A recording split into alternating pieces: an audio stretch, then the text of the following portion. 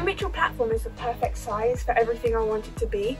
It's big enough to get anything, any step that I wanted to film on it, I've been able to film on it. It's big enough to do all my big moves and everything. But it's also small enough to be portable, to be able to take it anywhere with me. So I took it on a 4-hour train journey to Scotland.